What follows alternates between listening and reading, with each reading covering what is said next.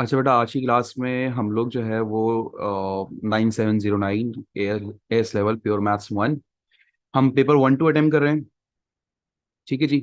और पेपर 1 2 है, मई जून 2022 का पेपर है। अच्छा, इसका टाइम 1 hour 50 minutes होता है। प्योर मैथ्स 1 1 hour 50 minutes का होता है बेटा आपके पास। अच्छा, स्टार्ट करते हैं हम लोग पेपर। हमारे पास देखो, सबसे पहला क्वेश्चन बायनोमियल से रिलेटेड है एंड इट सेज कि द कोफिशिएंट ऑफ x की power 4 in the expression 3 plus x की power 5 is equal to the coefficient of x square in the expansion of 2x plus 1 upon x की power whole bracket power 6. Find the value of the positive constant a. आपने यहाँ पर a देख रहे होंगे, यहाँ पर इसकी वैल्यू निकालनी है। इसके लिए इसने कंडीशन दी हुई है, और वो कंडीशन क्या है कि इस एक्सपेंशन की वो टर्म जिसमें x की पावर 4 आ रहा है उसका कोविशेंट बराबर है, किसके बराबर है? इस बाइनोमियल में जिस टर्म में एक्स स्क्वायर आ रहा है उसके कोविशेंट के बराबर है। तो हम एक काम करते हैं, स्टेप बाय स्टेप। हम सबसे पहले कॉपी कर लेते हैं 3 प्लस x की होल ब्रैकेट पावर 5। हमने सबसे पहले ये कॉपी कर लिया। ठीक है जी। से हमने बोला भाई इस बाइनोमियल की वो टर्म निकालो जिसमें x की पावर 5 आ रहा है। तो बेटा आपके पास यहां पर अगर आप इसकी टर्म निकालें, टर्म फॉर्मूला बेटा हमारे पास लिखा हुआ होता है। इन term formula is NCR a की power n minus R b की पावर r। ये हमारे पास टर्म फॉर्मूला होता है। तो देखो बेटा, यहाँ पर n स्टैंड फॉर n की वैल्यू होल ब्रैकेट पावर 5 होती है, a की वैल्यू बेटा 3 हो गई और b की वैल्यू बेटा हमारे पास हो गई x। हम टर्म फॉर्मूला लगाएंगे 5CR a की पावर 3 की पावर 5 माइनस आर b यानी x की पावर r हो जाएगा। a की power n minus R, b की पावर r हो जाता है। अब यहाँ पर देखो, हमें ज्यादा साइंस लगाने की जरूरत नहीं है। हमें अगर x की पावर 4 चाहिए तो मुझे पता है सिर्फ r की वैल्यू अननोन है। यहाँ पर सिर्फ r की वैल्यू अननोन है। तो अगर मुझे x की पावर 4 चाहिए तो मुझे पता है यहाँ पर मैं डायरेक्टली r की वैल्यू 4 पुट कर दूंगा, क्योंकि सिर्फ एक ही जगह वेरिएबल x है विच इज दिस वन। तो इसमें अगर मैं r की जगह 4 पुट कर दूंगा तो I will get the answer 5C4 3 की पावर 5 माइनस 4। और देखो x की पावर 4 आ गया यहाँ पर। अब 5C4 का आंसर आप कैलकुलेटर से निकालें। कैलकुलेटर आपके पास मौजूद होगा।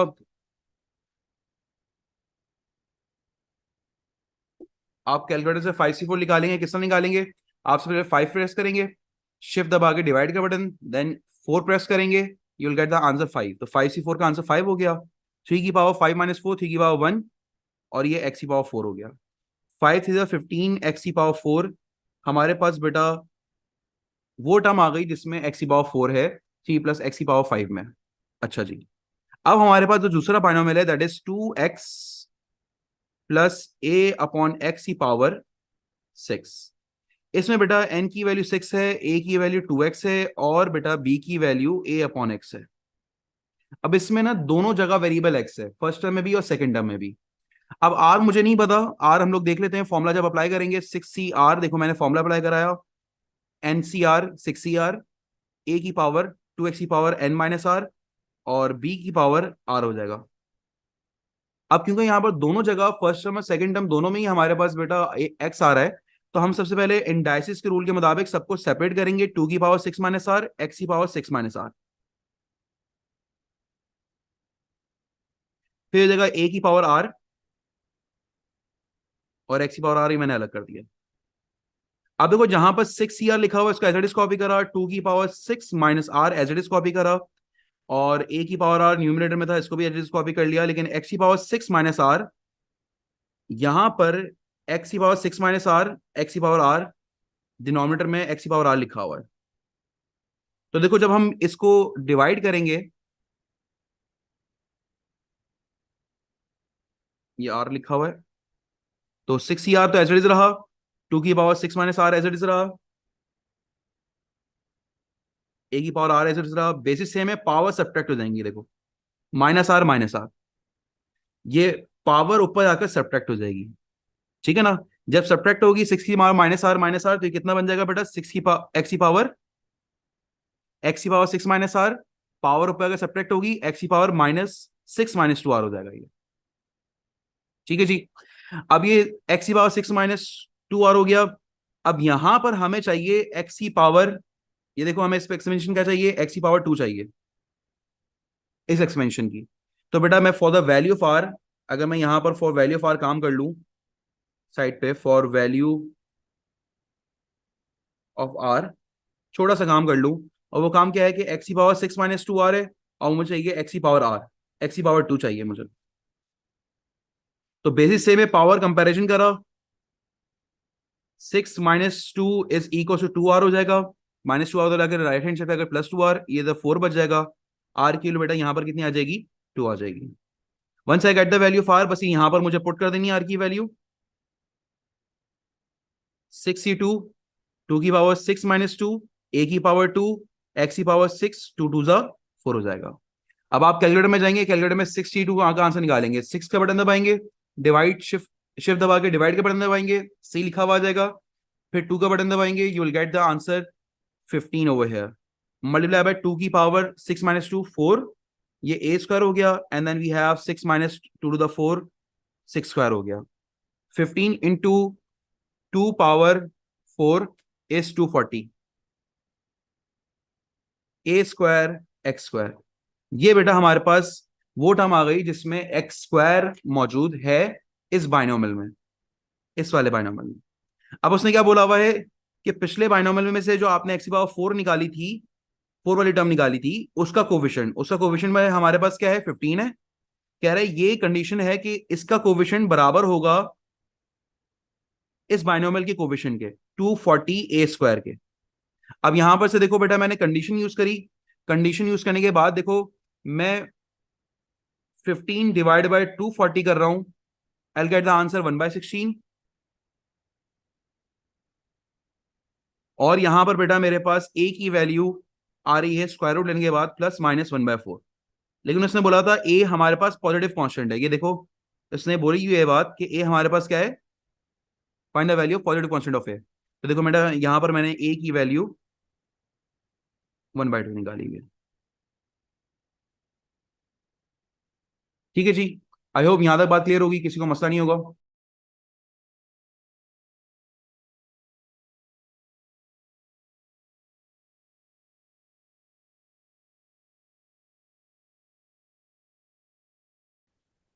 देखो बेटा यहां पर लिखा हुआ है second third term of a geometric sequence is 10 8 respectively.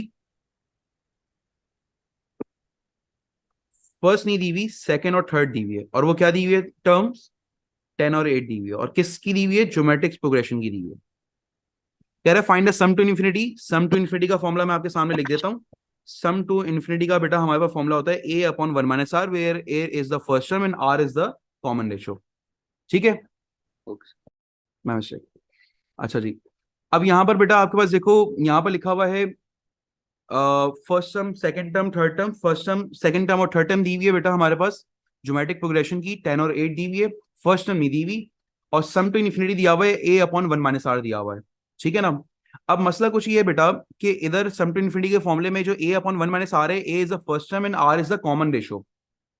अच्छा r की वैल्यू देखो अभी फौरन से आ जाएगी, r की वैल्यू होती है next term minus divide by previous term. तो अब देखो third term divide by second term करूंगा तो ये आर की वैल्यू आ जाएगी, which is going to be 0.8। ये आर की वैल्यू आ गई। लेकिन अब मुझे ए चाहिए, किसकी वैल्यू चाहिए, ए की वैल्यू चाहिए। ए कहलाती है फर्स्ट टर्म, ए कहते हैं बेटा हम लोग फर्स्ट टर्म को कहते हैं। अब देखो बेटा आपको ये बात पता होगी कि ज्योमेट्रिक सीक्वेंस में अगर आप कॉमन रेशियो को मल्टीप्लाई करोगे फर्स्ट टर्म से तो सेकंड टर्म आ जाएगी, सेकंड टर्म को कॉमन रेशियो से मल्टीप्लाई करोगे तो बेटा आपके पास थर्ड टर्म आ जाएगी। लेकिन अगर बेटा मुझे पीछे की तरफ जाना हो, यानी फॉर एग्जाम्पल अगर मुझे सेकंड टर्म से फर्स्ट टर्म की तरफ जाना हो, या मुझे थर्ड टर्म से सेकंड टर्म की जाना हो, तो बेटा आप डिवाइड बाय कॉमन रेशियो करोगे, डिवाइड बाय कॉमन रेशियो करोगे अगर आपको बैकवर्ड जाना हो। तो अगर मुझे फर्स्ट टर्म चाहिए, फॉर एग्जाम्पल मुझे फर्स्ट टर्म चाहिए which is equal to A as well, तो अगर मुझे फर्स्ट टर्म चाहिए तो बेटा मैं 10 को डिवाइड बाय कॉमन रेशियो कर दूंगा विच इज 0.8, और 10 को जब डिवाइड बाय 0.8 करूंगा, 10 divide by 0.8, so it is going to be 12.5। ठीक है जी। जब हमारे पास फर्स्ट टर्म आ जाएगी, अब सम टू इन्फिनिटी का बेटा मैं फॉर्मुला अप्लाई करूंगा। सम टू इन्फिनिटी का फॉर्मुला है ए अपॉन वन माइनस आर। ए की जगह बेटा देखो मैंने लगाई वैल्यू 12.5, और आर की जगह देखो मैंने वैल्यू लिखी 1 - 0.8 लिख दिया यहाँ पर। तो इसको आपने कैलकुलेटर में रखना है, आपके पास सम टू इन्फिनिटी बेटा निकल कर आ जाएगा 12.5 डिवाइड बाय 1 - 0.8। Answer is 62.5। ये बेटा आपके पास सम टू इन्फिनिटी निकल कर आ गया। ठीक है जी, आगे बढ़ते हैं। हमारे पास देखो क्वेश्चन में 3 में कह रहा था equation of the curve is such that dy by dx is equals to 3 times 4x - 7 की होल ब्रैकेट पावर 1/2। और यहां पर लिखा हुआ है बेटा -4x की पावर -1/2। ठीक है जी, अब मैंने करना क्या है, it is given that the curve passes to the point 4, 5/2, find the equation of the curve. कह रहे कर्व की इक्वेशन निकालो। देखो जब डिफरेंशियल दिया हुआ हो और कर्व की इक्वेशन निकालनी है तो बेटा इसका मतलब आपको इंटीग्रेशन करनी होगी। अब यहां पर dy by dx दिया हुआ था, मैंने dx को राइट हैंड साइड पे मल्टीप्लाई करा दिया।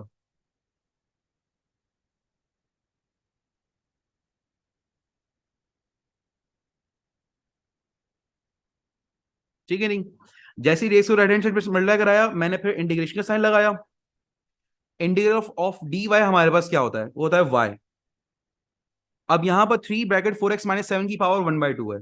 देखो 3 तो कोविशेंट है, ये इंटीग्रेट, इसका इंटीग्रेशन में कोई अमल दखल नहीं है, अभी कोई इन्वॉल्वमेंट नहीं है हमारे पास। हाँ 4x - 7 की पावर 1/2 है। अब देखो क्योंकि ये एक लीनियर फंक्शन है, ये बेटा हमारे पास एक लीनियर फंक्शन है, क्योंकि इसमें जो बेस है इधर वेरिएबल की पावर क्या है, 1 है। तो बेटा आप डायरेक्टली इंटीग्रल ले लेंगे, किस तरह ले लेंगे integral, add 1 in the power divide by the power 1/2 +1, 1/2 +1 divide by differential of the base which is 4x - 7 का डिफरेंशियल बेटा 4 हो जाएगा।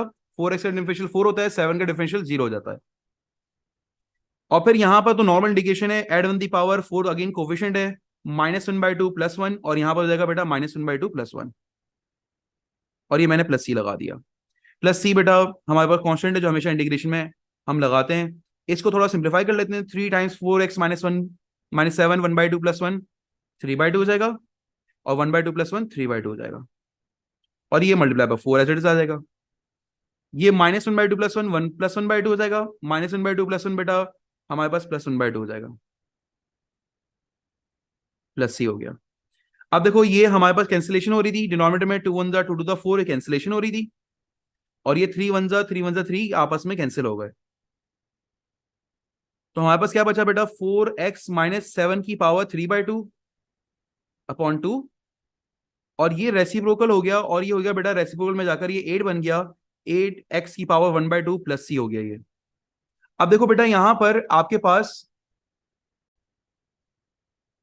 अब यहां पर देखो बेटा आपने सी की वैल्यू निकालनी है ताकि कर्व की इक्वेशन निकलकर प्रॉपरली आ जाए। सी अननोन कांस्टेंट है, यहां पर बेटा ये पॉइंट है जो कि हमें मदद देगा ये सी की वैल्यू निकालने में। तो एक्स की वैल्यू 4, वाई की वैल्यू 5/2, तो मैंने वाई की जगह 5/2 पुट करा, और एक्स की जगह 4 पुट कर दिया, ये देखो।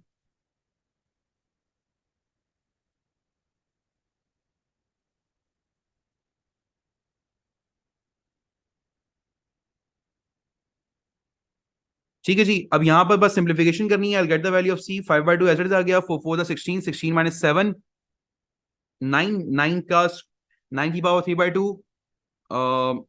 इज 27, और ये आपके पास बेटा ये हो जाएगा 27/2, और 4 का स्क्वायर रूट 2 गया, 2 टू द 8 टू द 16 हो गया, प्लस सी हो गया। ठीक है जी, इन सबको आप एक तरफ लेके चले जाएं, लेफ्ट हैंड साइड लेके चले जाएं, 5/2 -27/2 +16, you will get the answer of C. Calculator में बस वैल्यूज नहीं है, 5/2 -27/2 और ये +16 लिखा आपने, you will get the answer C equal to 5। C किलो बेटा आपके पास आ रही है 5। Once you get the value of C equal to 5, you are going to put it over here जहां पर बेटा हमारे पास सिर्फ सी की कमी थी, this equation.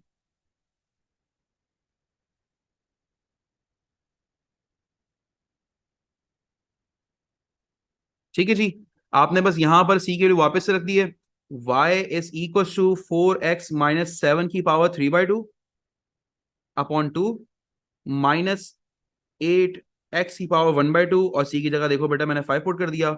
Now this is going to be my final answer.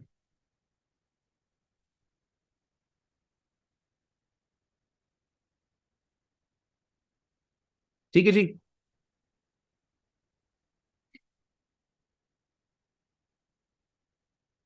आगे बढ़ते हैं. देखें यहां पर हमारे पास क्या लिखा हुआ है. कह रहे the first second and third term of an arithmetic progression are k 6k and k plus 6 respectively. Find the value of the constant a. अब देखो ये अर्थमेटिक प्रोग्रेशन की फर्स्ट सेकेंड और थर्ड टर्म दी हुई है. तो कह रहा है आप ये के की निकाल के दिखा दो. अब के एक अननोन कांस्टेंट है. जब भी कोई अननोन कांस्टेंट आपकी जिंदगी में आए तो आप ये समझें कोई इक्वेशन हमें बनानी पड़ेगी. और इक्वेशन बनाने के लिए उसने हिंट दिया हुआ है अर्थमेटिक प्रोग्रेशन है. अर्थमेटिक प्रोग्रेशन में बेटा second term minus first term is equals to third term minus second term के बराबर होता है. Which means common difference. हमारे पास कॉमन डिफरेंस होता है ना. Second term minus first term ये भी कॉमन डिफरेंस है. Third term minus second term ये भी कॉमन डिफरेंस है. तो देखो आपके पास सेकंड टर्म है क्या. सेकंड टर्म में बेटा आपके पास 6k और फर्स्ट टर्म क्या है k. थर्ड टर्म क्या है k प्लस 6 और सेकंड टर्म क्या है 6k. आपने बस इसको सिंप्लीफाई करवाना है. आपके पास 6k माइनस k कितना हो जाएगा 5k हो जाएगा.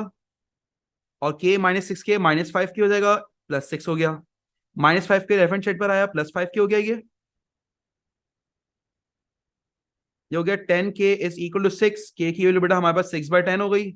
और k की वैल्यू बेटा 2 3 6 2 5 10. k की वैल्यू बेटा हमारे पास 3/5 निकल कर आ गई. ठीक है जी. Any problem till here.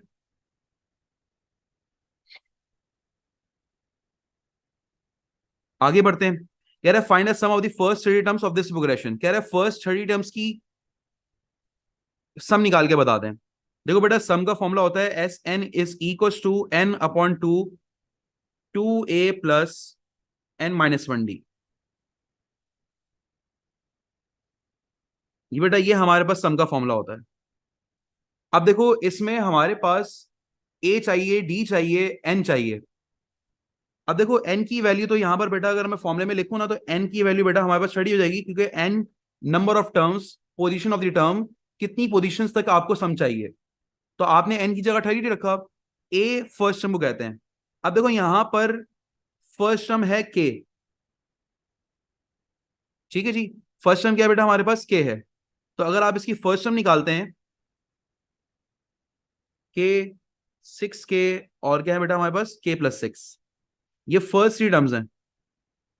तो अगर आप k की जगह 3/5 और 6 × 3/5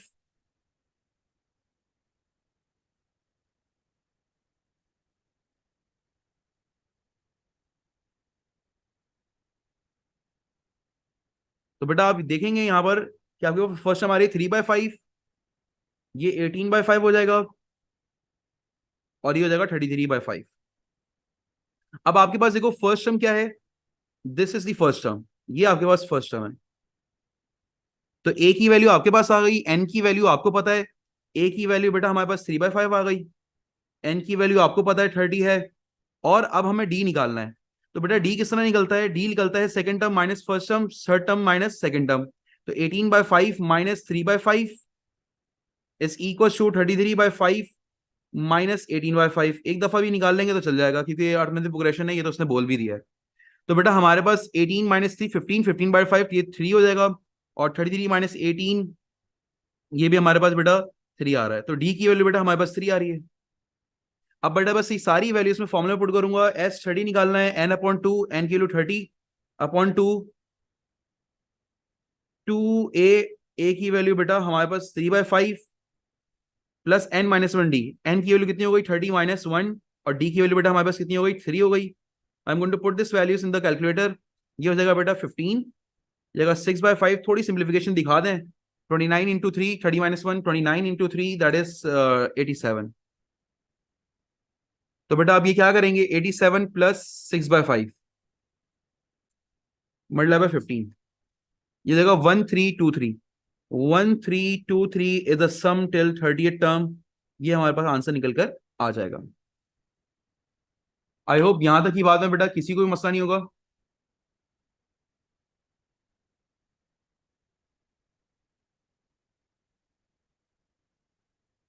ठीक है जी, आगे बढ़ते हैं क्वेश्चन नंबर 5 की तरफ।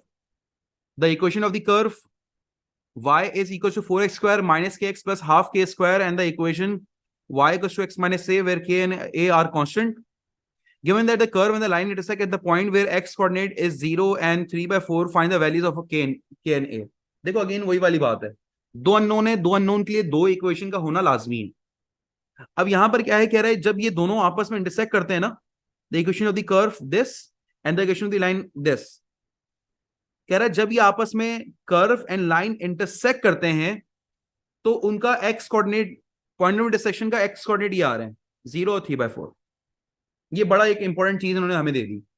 मेरा ठीक है, जब ये इंटरसेक्ट करते हैं ना तो दोनों के वाई हम आपस में इक्वेट कर सकते हैं। देखो पॉइंट ऑफ इंटरसेक्शन आता कब है, जब आप दोनों को साइमल्टेनियसली सॉल्व करते हो। तो मैंने दोनों के वाई आपस में इक्वेट कर दिया। मैंने बोला भाई देखो 4x square minus K X plus half K square is equal to x minus A, दोनों के वाई आपस में इक्वेट कर दिए। इससे क्या निकल कर आएगा, जब दोनों के वाई आपस में इक्वेट करूंगा, पॉइंट ऑफ इंटरसेक्शन निकल कर आएगा। पॉइंट ऑफ इंटरसेक्शन का भी एक्स कोऑर्डिनेट निकल कर आएगा। सर लेकिन वो तो ऑलरेडी गिवन है 0 एंड 3/4। तो बेटा ये तो अच्छी बात है ना, पहले मैंने यहां पर x की जगह 0 पुट कर दिया, मुझे पता है इधर से x की वैल्यू आएंगी ना, इस इक्वेशन से x की वैल्यू आएगी और वो क्या आएगी 0। तो इसका मतलब मैं x की जगह यहां पर 0 रख सकता हूं जो कि इसको सेटिस्फाई करेगा। मैंने देखो x की जगह 0 पुट कर दिया यहां पर। अब इससे हुआ क्या, इससे हुआ ये कि बेटा हाफ, ये 4 मल्टीप्लाई बाय 0 का स्क्वायर 0 ही हो गया, के मल्टीप्लाई बाय 0 0 हो गया, half K square equals to minus है। ये आपके पास एक इक्वेशन निकल कर आ गई। आप यूं ले लो, के स्क्वायर की वैल्यू माइनस क्या कहते हैं आप, -2a लिख लो, या a की value which I prefer, a की वैल्यू -k/2 लिख दो। या आपके पास a की वैल्यू आ गई। Once you got the value of a, अब देखो मैं सेकंड टाइम x की जगह अब यहां पर 3/4 पुट कर रहा हूं, इसी इक्वेशन में 3/4 पुट कर रहा हूं। तो मैंने 3/4 पुट करा, ये देखो 4 मल्टीप्लाई बाय 3/4 का होल स्क्वायर, जहां जहां x था वहां पर 3/4, और यहां पर देखो x का 0 था, ये देखो यहां पर लिख दिया 3/4। हाफ यहां पर सिर्फ के स्क्वायर था, के स्क्वायर ने दिया, एक्स की जगह 3/4 लिख दिया माइनस है। आप फिर से देख लें, देखो बेटा मेरे पास x था यहाँ पर 3/4, x था यहाँ पर 3/4, x था यहाँ पर 3/4।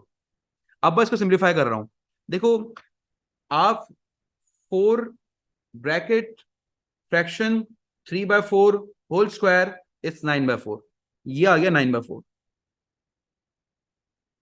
ये हो गया -3k/4, ये हो गया हाफ के या के स्क्वायर अपॉन 2 लिख दो मैं डायरेक्ट इसको, और ये 3/4 माइनस ए था, एड्रेस लिख दिया। अब देखो चाहो तो अभी डायरेक्टली यहां पर ए की वैल्यू -k/4 के स्क्वायर अपॉन 4 लिख दो, चाहो थोड़ा और सिंप्लीफाई कर लो, जैसे मैं यहां पर अभी डायरेक्टली रख रहा हूं, बस ये ए की वैल्यू यहां से उठाई मैंने और यहां पर पुट कर रहा हूं, ये देखो मैं यहां पर पुट करूंगा, तो देखना 9/4 एड्रेस रखा,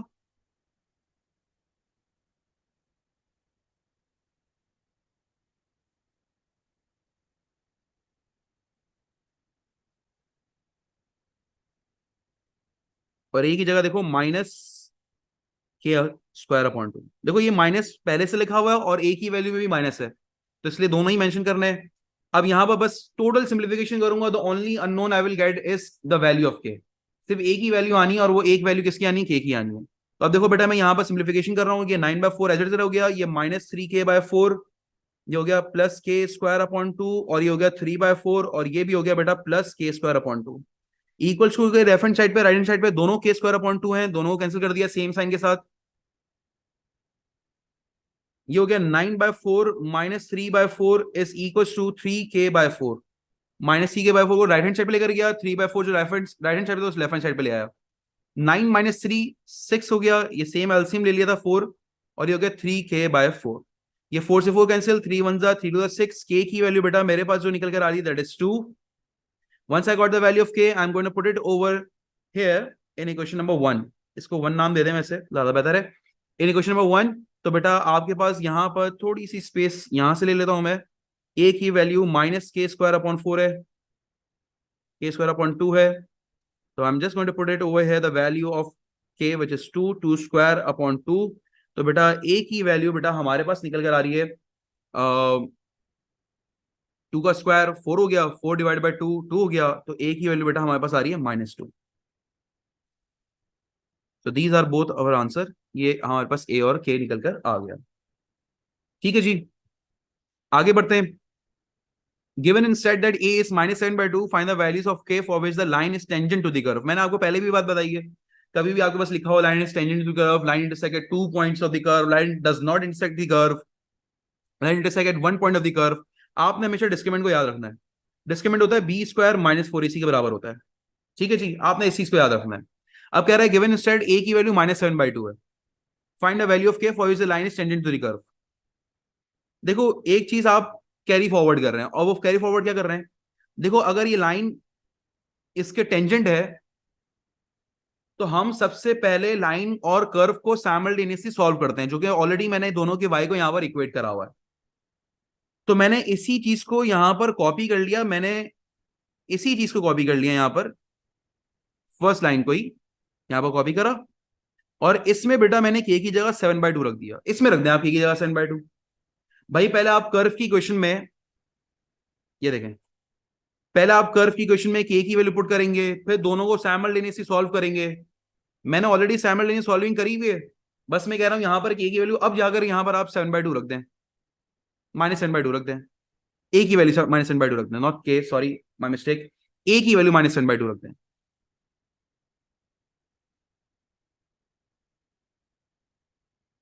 तो मैं फिर से रिपीट कर रहा हूं, देखो आप कर्व की और लाइन की इक्वेशन को सॉल्व करने लग जाते हो जब लाइन टेंजेंट हो कर्व के, जब लाइन क्या हो, टेंजेंट हो कर्व के। तो हमने तो ऑलरेडी ये काम करा हुआ है कि ये कर्व है और ये लाइन की इक्वेशन थी, वाई दोनों के वाई आपस में इक्वेट कर लिए, ठीक है ना। जब दोनों के वाई आपस में इक्वेट कर लिया, बस यहां पर ए की जगह -7/2 पुट कर लेता हूं। ये देखो 4x² minus K x half x half K square x -7/2, तो ये जगह +7/2 हो जाएगा। पहले पुट करता ए की जगह 7/2 -7/2 और फिर साइमल्टेनियस सॉल्व करता, मैंने बाद में कर लिया साइमल्टेनियस इक्वेट करने के बाद। अब यहां पर देखो बेटा मैंने करा क्या, कि मैंने क्वाड्रेटिक इक्वेशन को क्वाड्रेटिक इक्वेशन की फॉर्म में इसको लिखा, जैसे -kx एरर से रह गया, ये राइट हैंड साइड से x जो है ना, ये x, ये लेफ्ट हैंड साइड पर आया -x हो गया। राइट हैंड साइड पे हाफ के स्क्वायर था, लेफ्ट हैंड साइड पे हाफ के स्क्वायर था, राइट हैंड साइड पे 7/2 था, लेफ्ट हैंड साइड आके -10/2 हो गया।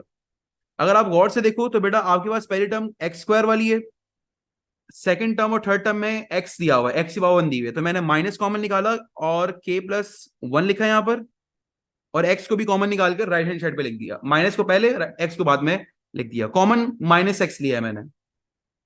अब यहां पर देखो ये लिखा हुआ है k² -7/2, ये बेटा इसकी कांस्टेंट टर्म हो गई, ठीक है जी।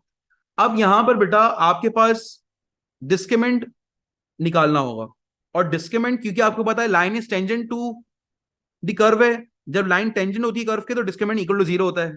यानी मैं जो भी डिस्क्रिमिनेंट निकालूंगा b² -4ac, इसको बेटा मैं डायरेक्टली इक्वल टू 0 रख रहा हूं, क्योंकि मुझे पता है डिस्क्रिमिनेंट इक्वल टू 0 होगा, line is tangent to the curve है। अब b की वैल्यू बेटा हमारे पास हो जाती है coefficient of x along with the sign, ये b की वैल्यू है। तो मैंने यहां पर बेटा b की वैल्यू लिखी -k+1 होल स्क्वायर, a की वैल्यू कोफिशिएंट ऑफ x है, ये रहा हमारे पास a की वैल्यू 4 आ गई।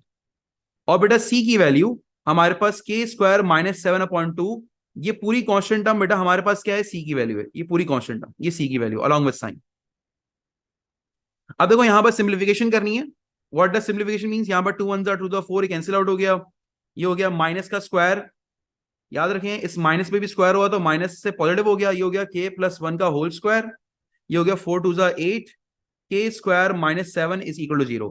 आपने ब्रैकेट ओपन करा, k² -2k +1 -8k² +8 7 56 is equal to 0, +56 हो जाएगा, ठीक है जी। यहां पर बेटा आपने 8k² k² -8k² कितना हो जाएगा, -7k² -2k एज कॉपी, 56 +1 57 हो गया हमारे पास।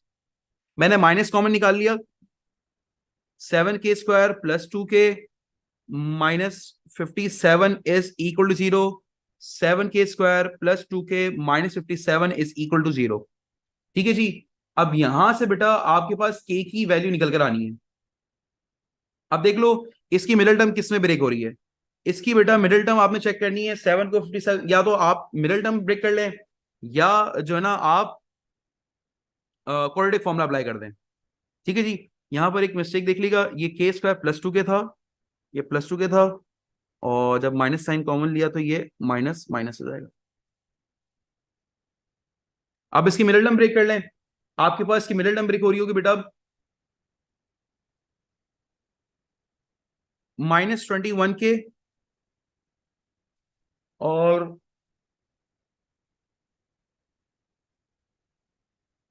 +19k, ये इसकी मिडिल टर्म ब्रेक हो रही है। आपने 7k कॉमन निकाला, k-3, आपने 19 कॉमन निकाला, k-3 हो गया, और बेटा आपके पास k की वैल्यूज आ गई, k-3, 7k plus 19, you will get the value of k which is 3 and k की वैल्यू -19/7। उसने कोई रिस्ट्रिक्शन नहीं लगाई हुई थी k की वैल्यूज पर, तो दोनों ही आपके आंसर होंगे। ठीक है जी। ये हमने सवाल को सॉल्व करा। अब देखो क्या कह रहा है क्वेश्चन नंबर 6 में, it says the diagram shows the curve with the equation 5x power 1/2 and the line with the equation y equal to 2x plus 2. Find the exact area of the shaded region with which is bounded by the line and the curve. कह रहा है आप exact निकालेंगे, exact का word बहुत जरूरी है, इसका मतलब आपको डेसिमल में आंसर नहीं देना, आपको नॉन डेसिमल में फॉर्म में आंसर देना है। रूट में आ रहा आंसर आ रहा हो, रूट में आंसर आ रहा हो, फ्रैक्शंस में आ रहा हो, जैसे भी आंसर आ रहा हो, लेकिन आपने डेसिमल में आंसर नहीं देना, बस इस बात का ध्यान रखना है आपने। अच्छा, अगर मुझे शेडेड रीजन का एरिया निकालना है तो इंटीग्रेशन को याद रखें। इंटीग्रेशन में बेटा एरिया फॉर्मूला होता है बी और A, upper limit lower limit, area का फॉर्मूला होता है वाई dx, वाई की वैल्यू dx। अच्छा, अब इन दोनों सिचुएशन में बेटा आपको लिमिट्स चाहिए। देखो आपके पास लिमिट्स हैं, एरिया अंडर दी कर्व जितना भी लिमिट हुआ है वो बेटा इन दो एक्स की वैल्यू के दरमियान हुआ है। ये बेटा अपर लिमिट है बी और ये बेटा लोअर लिमिट है ए। अच्छा, फिर दूसरी अंडरस्टैंडिंग, पहले तो बल्कि काम करते हैं ये ए और बी की निकालते हैं, एक्स की वैल्यू निकालते हैं। एक्स की वैल्यू किस तरह निकालेंगे, पॉइंट ऑफ इंटरसेक्शन है बेटा ये दोनों, ये दो पॉइंट्स हमारे पास पॉइंट ऑफ इंटरसेक्शन है। किसके पॉइंट ऑफ इंटरसेक्शन है सर, ये लाइन और कर्व के पॉइंट ऑफ इंटरसेक्शन है। तो बेटा दोनों को आपस में साइमल्टेनियस सॉल्व करोगे, दोनों के वाई को मैंने आपस में इक्वेट कर दिया, दोनों के वाई को मैंने आपस में इक्वेट कर दिया। ये हो गया 5x⁴ is equal to 2x+2 हो जाएगा। अगर मैं इसको तमाम टर्म्स को एक तरफ करूं तो ये जाएगा 2x - 5x⁴ + 2 हो जाएगा। ठीक है ना। अगर आप गौर से इसको देखो तो ये डिस्गाइज क्वाड्रेटिक इक्वेशन है, यानी आपके पास बेटा ये हिडन क्वाड्रेटिक इक्वेशन है। ये क्या है, हमारे पास हिडन क्वाड्रेटिक इक्वेशन है। आप चाहो तो इसमें मिडिल टर्म फैक्टराइजेशन भी कर सकते हो। ठीक है जी। आप इसमें सपोजिशन करके के काम कर सकते हो, जैसे आपको ठीक लगे आप वैसे काम कर सकते हो। यानी आपने एक्स की वैल्यू निकालनी है।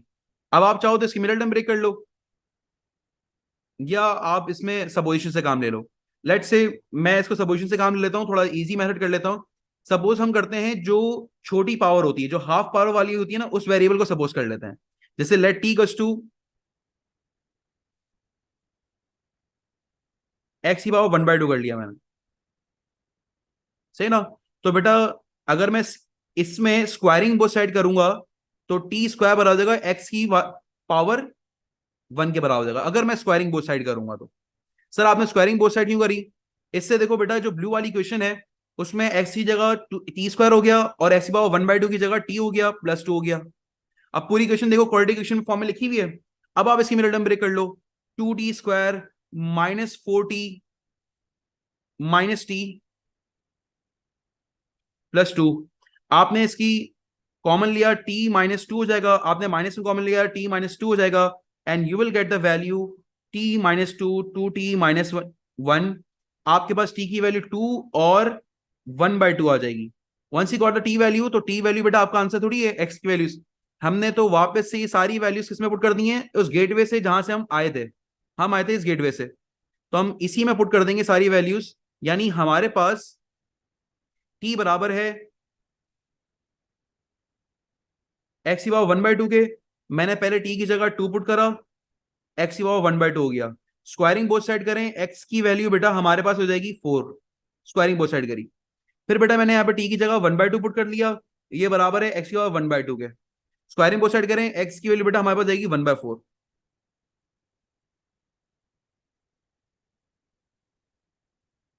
समझ में आई मेरी बात? अब ये एक्स की वैल्यूज आ गई, जो बड़ी एक्स की वैल्यू है वो अपर लिमिट, जो छोटी एक्स की वैल्यू है वो लोअर लिमिट। यानी यहां पर एक्स की वैल्यू 4 इसकी आ रही है, और एक्स की वैल्यू 1/4 इसकी आ रही है। अभी वाई की वैल्यू का हमें कोई काम नहीं करना है, इसलिए मैं वाई की वैल्यू नहीं निकाल रहा। तो यहां पर एक्स की वैल्यू 1/4 है, यहां पर बेटा एक्स की वैल्यू 4 है। ये अपर लिमिट लोअर लिमिट आ गई हमारे पास। ठीक है जी। अब आपने एरिया अंडर द कर्व निकालना है, तो एरिया अंडर द कर्व तो पूरा तो एरिया अंडर द कर्व नहीं निकालना आपने। आपने तो कर्व के अंडर का ये पूरा एरिया आ रहा है,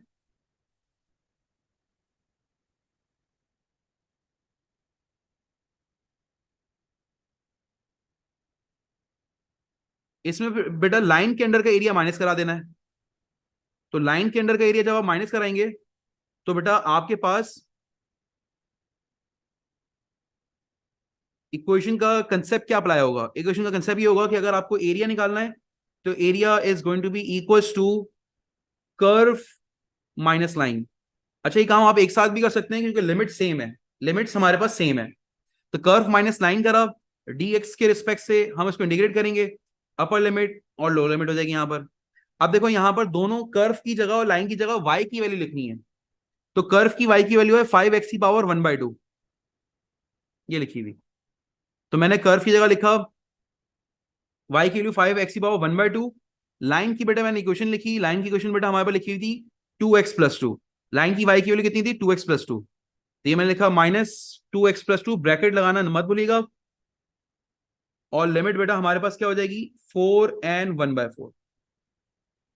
तो बस आपने ये लिमिट पहले पुट कर, ये आपने पहले इंटीग्रेशन करनी है, add 1 the power divide by the power. बल्कि काम करें पहले सिंप्लीफिकेशन कर लें थोड़ी सी। ये -2x -2 हो जाएगा, dx हो गया, ये 4 हो गया, और ये 1/4 हो गया। अब इंटीग्रेशन कर लें, तो add 1 the power divide by the power, add 1 in the power divide by the power, add 1 the power 2, 2 के साथ एक्स की पावर 0 लिखा हुआ है, divide by the power plus C हो जाएगा। और लिमिट हमारे पास अगेन हमने लिख दी यहाँ पर 4 and 1/4। ये जगह 5x की पावर 3/2, ये जगह 3/2, ये जगह 2x² अपॉन 2, ये जगह -2x+c, और ये बेटा हमारे पास हो जाएगा 4 and 1/4। देखो बेटा ये हमारे पास हो जाएगा 15 रेसिप्रोकल होने के बाद 2 5 10, 10/3 हो जाएगा ये। और बेटा ये जगह x की पावर 3/2, 2 से 2 cancel, x² as it is रहा, -2x एज इट इज रहा, c एज इट इज रहा, और 4 1/4 एज इट इज आ गया। अब बस आपने लिमिट पुट करनी है, यानी हर जगह आपने x की जगह बेटा पहले पुट करना है, अपर लिमिट है 4, हमें 4 पुट करनी है। 4 पुट करी, माइनस लोअर लिमिट बेटा हम लोग ने इसके बाद,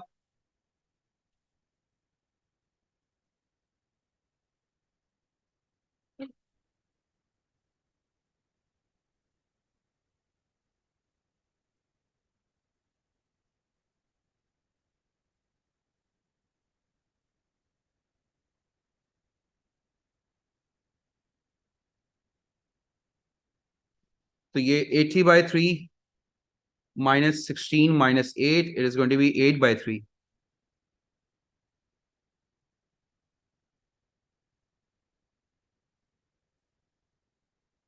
और यहाँ पर बेटा 5/12 -1/16 -1/2, और ये हो रहा है -7/48 +8/3। ठीक है जी, ये अगर हम उनको ऐड करते हैं, तो हमारे पास बेटा 8/3 +7/48 हो जाएगा, और प्लस सी माइनस सी कैंसिल, 8/3 +7/48 45/16 हो गया हमारे पास। ठीक है जी। तो आप बस यही हमारे पास आंसर लिख लें एग्जैक्ट फॉर्म में, ये आपके पास आंसर निकल कर आ जाएगा। ठीक है जी, आगे बढ़ते हैं। अब हमारे पास सर्कुलर मेजरमेंट से रिलेटेड सवाल है। सबसे पहले देखो, इसने बोला हुआ है the diagram show the sector O B A C of the circle with centre O and the radius 10 centimetre. आपके पास देखो ये लेंथ भी 10 है, और ये लेंथ भी 10 है, ठीक है ना, पूरा ओसी 10 है, पूरा रेडियस है हमारे पास। The point P lies on the OC and BP and is perpendicular to OC. सही है। Angle A O C is pi by 6 and the length of the arc is A B is 2 centimetre, find the angle B O C. कह रहा है B O सी का angle निकाल के दिखा दो। कह रहा है बेसिकली आप पूरा एंगल निकाल के दिखा देंगे, पूरा एंगल। मतलब पूरे एंगल के लिए भाई थोड़ा बहुत एंगल पता है, पाई बाय 6 से यहां से अलग एंगल पता है, हमें ये नहीं पता ना, ये वाला एंगल नहीं पता, तो ये निकाल लेते हैं। देखो बेटा इसने ये पूरा भी रेडियस 10 होगा, ये भी रेडियस 10 है, और इसने ये आर्क लेंथ दी हुई 2, ए से बी तक की आर्क लेंथ दी हुई इसने लिखा हुआ है। तो मैंने बोला भाई काम करते हैं, S equals to R theta formula है, एस की जगह 2, आर की जगह 10, थीटा की वैल्यू बेटा हमारे पास आ जाएगी 2/10 विच इज 1/5।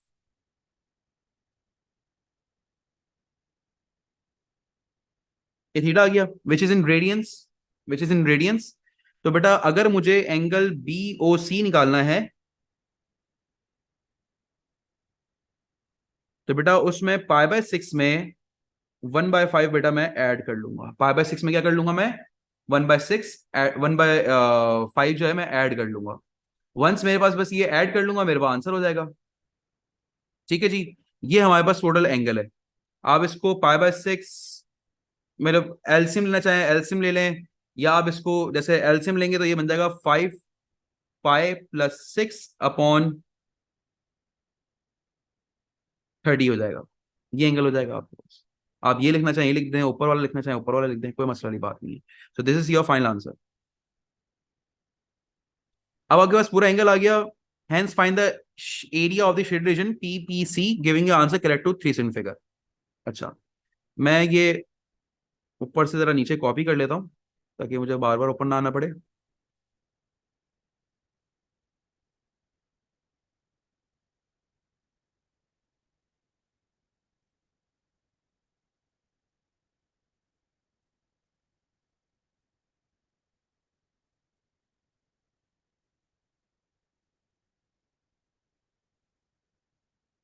अब देखो शेड रीजन का एरिया निकालना है, तो शेड रीजन का एरिया बेटा हमारे पास बराबर होगा सेक्टर माइनस ट्राइंगल का एरिया। सही ना। अब देखो सेक्टर में, सेक्टर का एरिया आप आराम से निकाल सकते हो, सेक्टर का एरिया आप आराम से निकाल सकते हो। सर कैसे निकाल सकते हैं? सेक्टर का एरिया बेटा हमारे पास होता है r² θ/2। तो पूरे सेक्टर का एरिया, पूरे सेक्टर का एरिया अगर मैं निकालता हूं, ये यहां से लेकर यहां तक। अच्छा, यहां पर सेक्टर के एरिया में, सेक्टर के एरिया निकालते वक्त रेडियस की जगह बेटा 10 लिख दिया, थीटा की जगह 5 पाई + 6 अपॉन 30 कर लिया, डिवाइड बाय 2 कर लिया। 10 का स्क्वायर बेटा हमारे पास 100 हो गया, और 5 पाई + 6 अपॉन 30 ये एज हो गया। ये 2 डिवाइड हो रहा था, मिडल में आगे 1/2 हो जाएगा। अब सिंप्लीफिकेशन कर दें, 0 से 0 कैंसिल, 2 1 ज़ा 2 5 ज़ा, तो it will eventually become 5/3 into 5 पाई + 6। तो ये जाएगा 25 पाई अपॉन 3, और 6 5 और 30, 30 डिवाइड बाई 3 10 हो जाएगा। सही है ना, ये हमारे पास सेक्टर का एरिया आ गया।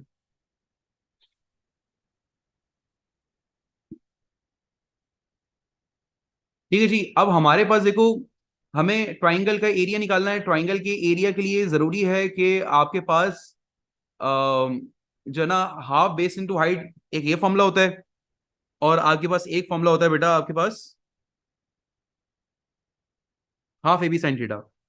तो देखो अगर मेरे पास ट्राइंगल की ये लेंथ पता है विच इज बीपी, और ये लेंथ पता है ओपी, तो बेटा मेरे पास हाफ बेस इंटू हाइट का फॉर्मूला अप्लाई करके मैं आराम से इसका आंसर निकाल लूंगा।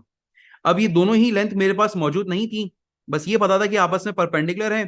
तो बेटा देखो मैंने सबसे पहले हाइपोटेन्यूज गिवन था, मैंने हाइपोटेन्यूज, ये हाइपोटेन्यूज है, मैंने लिखा sine theta is equal to opposite over hypotenuse. Opposite होता है बीपी, और हाइपोटेन्यूज बेटा मेरे पास 10 है विच इज ओबी। तो थीटा की जगह देखो बेटा मैं रेडियंस में कैलकुलेट कर रखूंगा, थीटा की जगह 5 पाई प्लस 6 लिखूंगा। पूरा ट्राइंगल का जो एंगल है दैट इज 5 पाई प्लस 6। तो अब कैलकुलेटर को रेडियन मोड में रखूंगा और बीपी की value 10 into sine 5 pi plus 6 upon 30 हो जाएगा। कैलकुलेटर को रेडी में रखूंगा, आंसर निकाल लूंगा। इसी तरह बेटा मैं कॉस थीटा के साथ भी यही कर रहा हूं। Cos theta adjacent over hypotenuse, adjacent OP हो जाएगा, हाइपोटेन्यूज अगेन 10 हो जाएगा विच इज ओबी। तो कॉस थीटा, थीटा की जगह अगेन मैं वही एंगल लिख रहा हूं 5 pi plus 6 upon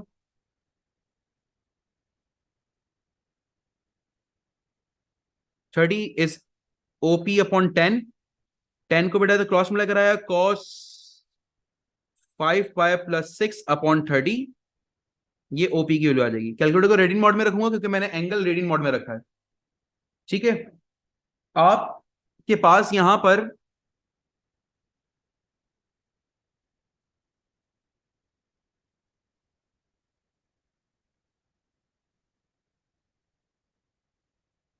five five 5 plus 6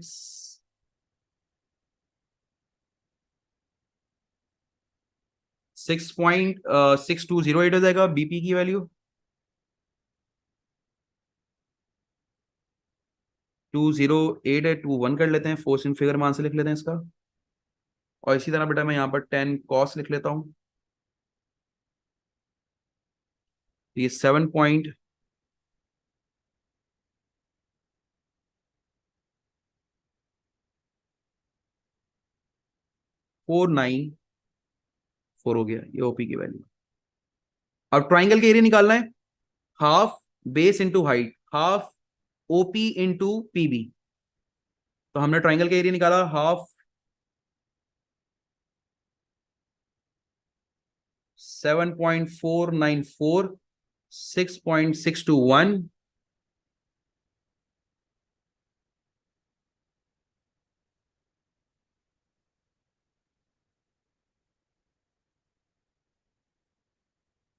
answer आ रहा है 24.81।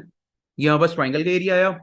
अब हम टोटल जो हमारे पास सेक्टर का एरिया था दैट वाज दिस वन, इसको भी डेसिमल में ही अगर हम या कैलकुलेटर में डायरेक्ट पुट कर लें, एरिया ऑफ शेडेड रीजन निकाल लेते हैं। यहां पर एरिया ऑफ शेडेड रीजन, तो सेक्टर का एरिया हमारे पास 25 पाए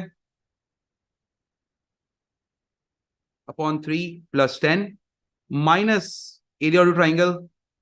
तो बेटा हमारे पास इसका आंसर निकल कर आ जाएगा 11.37 यानी 11.4। ये हमारे पास सेंटीमीटर स्क्वायर आंसर निकल कर आ जाएगा। सही ना। हमने करा क्या है, सेक्टर के एरिया में से ट्राइंगल का एरिया माइनस करवा दिया, तो 11.37 आ गया। 11.4 centimetre square is going to be your final answer. आगे बढ़ते हैं क्वेश्चन नंबर 8 में। It says the equation of the circle x square plus y square x plus by minus 12 equal to 0, the points a and b lie on the circle, find the value of a and b and hence find the coordinate of the center of the circle। तो देखो दो unknowns हैं, दो unknown के लिए दो equation का होना जरूरी है। मैंने ये दो पॉइंट से दोनों को x और y की जगह पुट कर दिया। तो x की जगह पहले मैं a पॉइंट पुट कर रहा हूं 1,1, तो 1 का स्क्वायर प्लस 1 का square a into 1 b into 1 minus 12 is equal to 0। इस जगह 1 का स्क्वायर प्लस 1 का square 2, 2 minus 12 minus 10 equal to 0। यहां से आप a को सब्जेक्ट बना लें, 10 माइनस b हो जाएगा, या b को बना लेते, कोई मसले वाली बात नहीं थी। ये क्वेश्चन में 1 आ गया आपके पास। फिर आपने 2 माइनस 6 पुट कर दिया, यानी 2 का स्क्वायर माइनस 6 का स्क्वायर a इंटू 2, एक्स की जगह 2 और y की जगह बेटा मैंने माइनस 12 पुट कर दिया। Minus 12 is equal to 0। 2 का स्क्वायर 4 हो गया, माइनस का स्क्वायर 36 हो गया, 2a आ गई हमारे पास वैल्यू, माइनस 12b हो गया ये, माइनस 12 इज इक्वल टू 0। अब थोड़ा बस सिंप्लीफाई कर लें, 4 प्लस 36 इज 40, 40 माइनस 12 इज 28, और ये बेटा हमारे पास 2a minus 12b is plus 28 is equal to 0 हो गया। 2 कॉमन निकाल लें, you'll get minus 6b plus 14 is equal to 0। 2 जाके डिवाइड हो गया, a minus 6b plus 14 is equal to 0 हो गया। आपने ए की जगह 10 माइनस बी पुट कर देना है form equation number 1।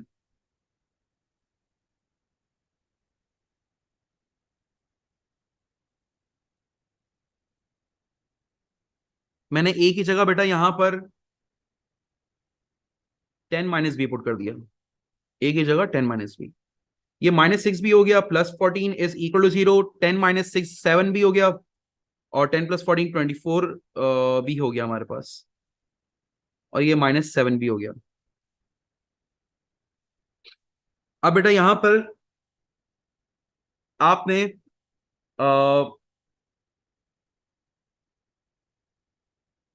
24 is equal to 7 B की वैल्यू 24/7 आ रही है। ठीक है जी, ये हमारे पास बेटा बी की वैल्यू निकल कर आ गई। थोड़ी सी 4 + 24 और -12 2a, 6 का स्क्वायर 2 का स्क्वायर 36 40। हाँ, ये 12 ये पुट करना था, ये -6 था, ये -6 था, ये -6 भी, और ये हो जाएगा बेटा -6 3। तो ये हो जाएगा हमारे पास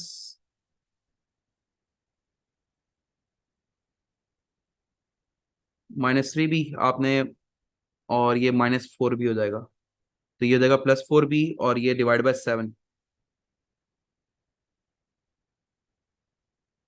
तो देखो बी की वैल्यू बेटा हमारे पास कितनी आ रही है, 24 डिवाइड बाय बी की वैल्यू बेटा हमारे पास 6 आ रही है। ठीक है जी, once we got the value of B which is equal to 6। अब बी की वैल्यू जब 6 आ गई, तो बेटा आपने यहां पर बी की वैल्यू 6 पुट कर दी है, ए बराबर है 10 माइनस बी के। आपने बी की जगह 6 पुट कर देना है, ए की वैल्यू बेटा हमारे पास आ जाएगी 4। अब जब आपके पास ए की वैल्यू 4 आ गई, आप कर्व ये जो सर्कल था इसी क्वेश्चन में पुट कर दें, x² + y²। ए एक्स था 4x हो गया, बी वाई था 6y हो गया, और फिर -12 इक्वल टू 0। अब सर्कल का सेंटर निकालना है, तो इसको जनरल इक्वेशन से कंपेयर करूंगा, x² + y² + 2f(x) + 2gy -12 is equal to 0, +c equal to 0। सही है ना। आपने यहां पर 2f की वैल्यू दैट इज 4 कंपैरिजन करके निकाली। x का कोफिशिएंट 2f और x का कोफिशिएंट 2 था 4 था, y का कोफिशिएंट 2g जनरल इक्वेशन से इक्वेट करा, और y का कोफिशिएंट 6 है। तो बेटा f की वैल्यू आपके पास 2 आ गई, और g की वैल्यू बेटा आपके पास आ गई 3। तो सर्कल में आप जो f और g की वैल्यू निकालते हो ना यहां से, तो सेंटर बराबर होता है बेटा -f - g के। तो आपके पास f की वैल्यू क्या है, 2 है, तो -2 - 3, ये आपके पास सर्कल का सेंटर निकल कर आ जाएगा। ये जनरल इक्वेशन से जो आप f और g की वैल्यू निकालते हो, उसकी मदद से बेटा आपके पास सर्कल का सेंटर आ जाता है। Negative of f negative of g, आपके पास सर्कल के x कोऑर्डिनेट और y कोऑर्डिनेट निकल कर आ जाते हैं। तो कह सर। रहा है find the equation of the tangent, कह रहा है आप टेंजेंट की इक्वेशन निकालें। पार्ट बी में कह रहा है find the equation of the tangent to the circle at the point A, giving a answer in the form of px + qy = k where p and q are the integers. अब देखो circle की equation है क्या, ये circle की equation है, इसको मैं कॉपी कर रहा हूं। अब इधर ना बच्चों का डिफरेंशिएशन का काम थोड़ा सा एक लेवल अप होता है, जो बच्चे डिफरेंशियल का थोड़ा सा काम देखना पड़ता है। देखो पॉइंट ए आपको दिया हुआ है, पॉइंट ए भी आपको दिया हुआ है 1,1, ये आपको पॉइंट ए दिया हुआ है, वो भी मैं यहाँ पे कॉपी कर लेता हूँ। पॉइंट ए है 1,1। पॉइंट ए पे टेंजेंट की क्वेश्चन निकालनी है। टेंजेंट की क्वेश्चन के लिए बेटा आपको सबसे पहले dy/dx निकालना है। तो आपने कर्व का dy/dx निकालेंगे, कर्व का dy/dx यानी सर्कल की क्वेश्चन का dy/dx निकालेंगे। तो बेटा मैंने यहां पर डेरिवेटिव लिया,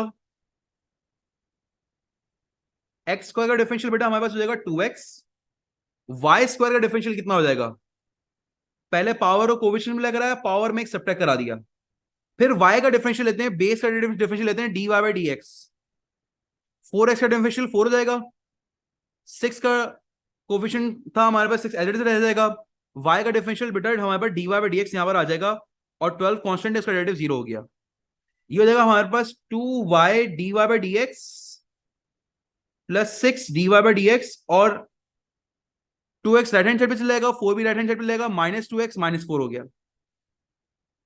अब दोनों टर्म्स में बेटा dy बाई dx मैंने कॉमन निकाल लिया, ये हो गया 2y plus 6 -2x -4। dy by dx को सब्जेक्ट बनाना था, इसलिए बेटा कॉमन निकाला, -2x -4 अपॉन 2y प्लस 6 हो गया। अब आपने देखो चाहो तो 2 कॉमन निकाल लो, ये डायरेक्टली आप ए पॉइंट पुट कर दो 1,1, तो आपके पास बेटा टेंजेंट का ग्रेडियंट आ जाएगा आपके पास, अगर आपने 1,1 पुट कर दिया तो। मैंने देखो x की जगह 1 और y की जगह भी 1 पुट कर दिया, ये हो गया -2 -4 -6 अपॉन 8 हो जाएगा, that is going to be -3/4। ये आपके पास टेंजेंट का ग्रेडियंट आ गया। अब टेंजेंट का ग्रेडियंट आ गया, टेंजेंट का पॉइंट पता है 1,1, आपने बेटा इक्वेशन इस्तेमाल करनी है y minus y1 m x minus x1। x1 y1 की जगह बेटा ये पॉइंट पुट करेंगे 1,1, तो मैंने y1 की जगह 1, m की जगह बेटा -3/4, x1 की जगह बेटा 1 पुट कर दिया। क्रॉस मल्टीप्लिकेशन करते हैं, 4y -4 -3x प्लस 3 हो जाएगा, 3x बेटा लेफ्ट हैंड साइड पर आ जाएगा, 3x plus 4y, 3 plus 4 -4 right hand side पर लाकर बेटा 7 बन जाएगा। इसी फॉर्म में उसने आंसर मांगा था, तो मैंने इसी फॉर्म में बेटा उसको आंसर निकाल के दे दिया, 3x plus 4y is equal to 7।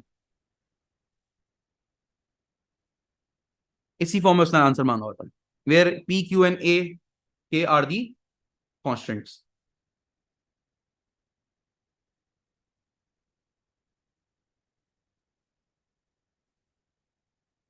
अच्छा, क्वेश्चन नंबर 9 में बेटा आपसे क्या कह रहा है? क्वेश्चन नंबर 9 में बेटा आपसे कह रहा है कि आप पहले फर्स्ट डेरिवेटिव निकालें। तो देखो आपके पास ये पूरी इक्वेशन है, मैं इसका डेरिवेटिव निकालता हूं। तो देखो dy बाई dx कितना हो जाएगा, 3x का डेरिवेटिव 3 हो जाएगा, 1 का डेरिवेटिव 0 हो जाएगा। फिर ये हमारे पास पावर फंक्शन है, तो -4 मल्टीप्लाई बाय पावर, पावर और कोफिशिएंट लेकर आया, पावर में एक सब्ट्रैक्ट करवा दिया, और फिर बेस का डेरिवेटिव 3x प्लस 1 का डेरिवेटिव 3 प्लस 0 हो जाएगा। यहां पर बेटा 3 एज इट इज लिख दिया मैंने, अब बस सिंप्लीफिकेशन कर रहा हूं। ये 2 1 जा 2 2 जा 4 कैंसिल हो गया, ये बन गया बेटा हमारे पास -2 3x की पावर -1/2, और ये मल्टीप्लाई बाय 3 भी हो रहा है। अब हमने करा क्या, ये 3 एज इट इज रहा, ये 2 को 3 से मल्टीप्लाई करा दिया, दैट बिकम 6, और इसको बेटा आप चाहो तो डिनोमिनेटर में लिख दो, which is more good, 3x -1 की पावर 1/2 हो जाएगा, यानी स्क्वायर रूट ऑफ 3x -1 हो जाएगा। ये आपके पास dy बाई dx आ गया, ठीक है जी। लेकिन क्योंकि इसने सेकंड डेरिवेटिव भी निकालने के लिए कह दिया है, तो देखो इट्स बेटर कि आपके पास dy बाई dx को मैं इस तरह लिखूं, 6 अंडर रूट, यानी 6 इंटू 3x -1 की पावर -1/2 लिख दूं, न्यूमिनेटर में हमारे पास एक्सप्रेशन हो। अब मैं इसका वापस से डेरिवेटिव लूंगा, तो जब वापस से डेरिवेटिव लूंगा तो बेटा ये हमारे पास, जब वापस से डेरिवेटिव लूंगा तो बेटा हमारे पास ये बन जाएगा d² upon x² d² y upon dx², और फिर वापस से डेरिवेटिव लेने पर 3 का कांस्टेंट, 3 कांस्टेंट है, इसका डेरिवेटिव 0 हो जाएगा। फिर पावर 6 से पावर -1/2 है, पावर कोविशन से मिला होगी, पावर में एक सब्ट्रैक्ट हो जाएगा, -1/2 -1, और फिर बेस का डेरिवेटिव 3x -1 का डेरिवेटिव 3 -0, तो जगह माइनस माइनस प्लस, -6 मिला -1/2, ये हमारे पास बेटा प्लस हो जाएगा, 6/2 3 हो गया, और ये बेटा 3x -1 की पावर -3/2, और ये 3 मल्टीप्लाई हो रहा है, जगह 9 3x -1 की पावर -3/2, 9 को ऊपर ही रहने दें, पावर को बेटा पॉजिटिव बनाने के लिए 3x -1 की पावर 3/2 आपने एज इट इज लिख दिया, ये आपके पास सेकंड डेरिवेटिव लिखा हुआ आ गया।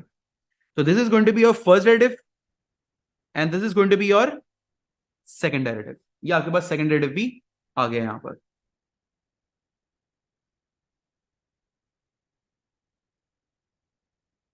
बस यहां पर +1 कर दें, +1 कर दें, मैंने आगे तो +1 ही लिखा हुआ है, ये +1 +1 +1 +1 +1, हाँ सही है।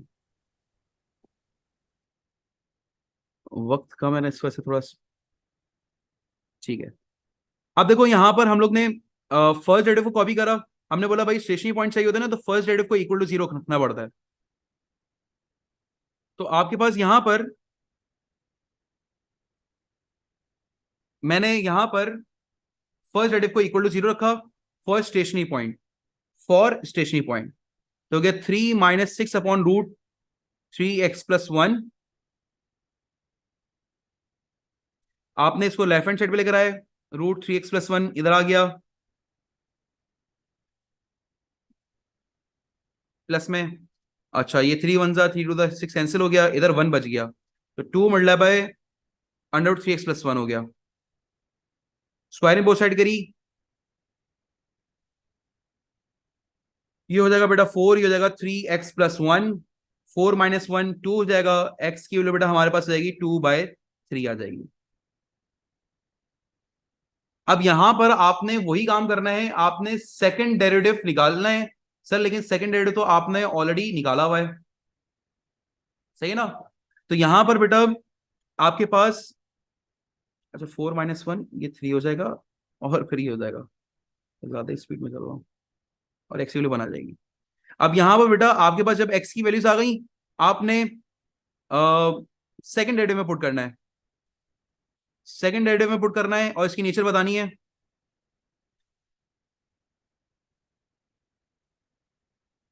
ये सेकंड डेरिवेटिव है।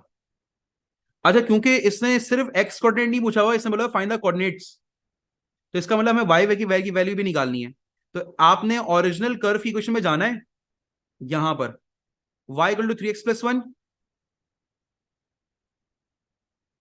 ये ओरिजिनल कर्व की इक्वेशन है। आपने इसमें जाना है और x की वैल्यू 1 पुट कर देनी है, तो आपके पास y कोऑर्डिनेट भी निकल कर आ जाएगा।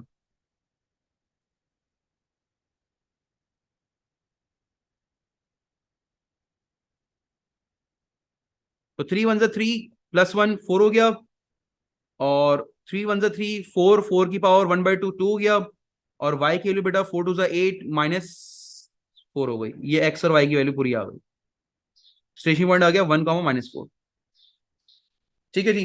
अब इसका नेचर भी बतानी है, नेचर किस तरह होगी। ये पॉइंट बेटा आप सेकंड डेरिवेटिव में पुट कर लें।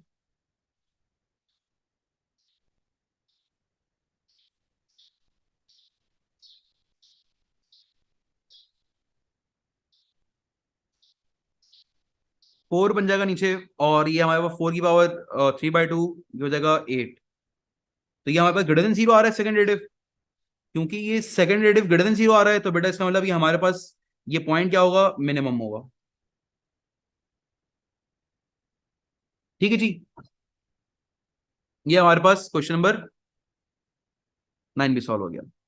अच्छा जी, क्वेश्चन नंबर 10 में बेटा हमसे क्या कह रहा है। क्वेश्चन नंबर 10 में बेटा हमसे कह रहा है कि आपके पास फंक्शन दिया हुआ है 2x+1/2x-1, और जी ऑफ एक्स का भी फंक्शन दिया हुआ है x² + 4। ठीक है जी। इसमें बोल रहा है write down the part, write down diagram shows the part of the graph y = fx। ये fx का फंक्शन ड्रॉ करा हुआ है इन्होंने। कह रहा है state a domain of f inverse, कह रहा है f इनवर्स की डोमेन बताएं। देखो, जो fx की रेंज है ना, जो fx की रेंज है,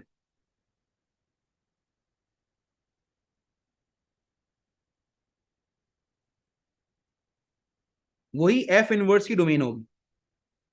अब ये fx वाला फंक्शन आपके सामने बना हुआ है, ये आपके सामने fx वाला फंक्शन बना हुआ है। इसकी रेंज क्या है, इसकी y की वैल्यू क्या हो सकती है।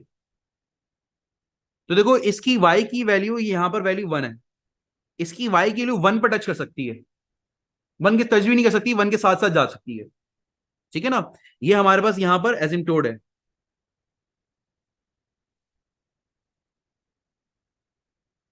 तो y की, अगर मैं इस पोर्शन की बात करूं, इस पोर्शन की बात करूं, तो y की वैल्यू मिनिमम 1/2 हो सकती है, 1 हो सकती है, और मैक्सिमम वैल्यू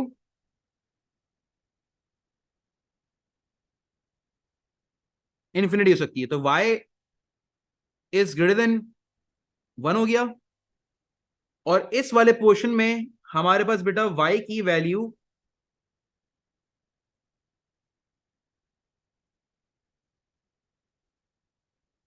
इस वाले पोर्शन में y की वैल्यू बेटा हमारे पास क्या है,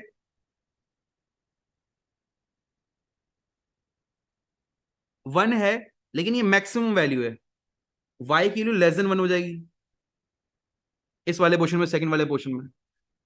ठीक है ना, ऊपर वाले पोर्शन में y की वैल्यू बेटा हमारे पास आ रही है 1, और फिर 1 से ऊपर जाएगी ये वैल्यू, नीचे नहीं आएगी। और इस वाले पोर्शन में ग्राफ के y की वैल्यू 1 है मैक्सिमम वैल्यू, और इसके बाद नीचे जा रही है वैल्यू। तो कहने का मकसद ये है कि आपके पास ये इसकी रेंज है। तो बेटा जो एफ एक्स की फंक्शन की रेंज होगी बेटा वो डोमेन बन जाएगी एफ इनवर्स की। तो डोमेन ऑफ एफ इनवर्स क्या हो जाएगा, डोमेन ऑफ एफ इनवर्स हो जाएगा एक्स की जगह है वाई और वाई की जगह एक्स लिख देते हैं। तो यहाँ पर वाई इज ग्रेटर देन 1 लिखा हुआ है, हम एक्स इज ग्रेटर देन 1 लिख देंगे। वाई इज लेस देन 1 लिखा हुआ है, हम एक्स इज लेस देन 1 लिख देंगे। ये बेटा हमारे पास का आंसर निकल कर आ जाएगा। जो हमारे पास एफ एक्स वाले फंक्शन की रेंज है 1 से बड़ी और 1 से छोटी, वही हमारे पास बेटा इनवर्स वाले फंक्शन की डोमेन बन जाएगी। y को रिप्लेस कर दें x से, x is greater than 1, y को रिप्लेस कर दें x से, x इज लेस देन 1, ये हमारे पास इनवर्स फंक्शन की डोमेन बन जाएगी।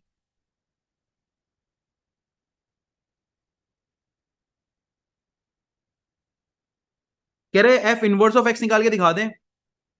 f ऑफ x है 2x plus 1 upon,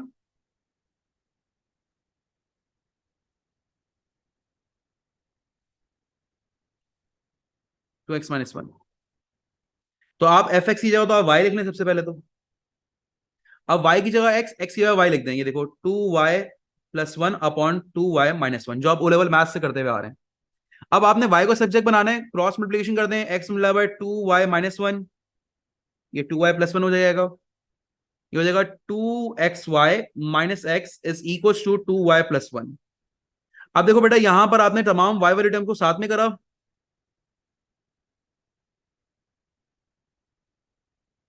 y common लिया, इट बिकम्स 2।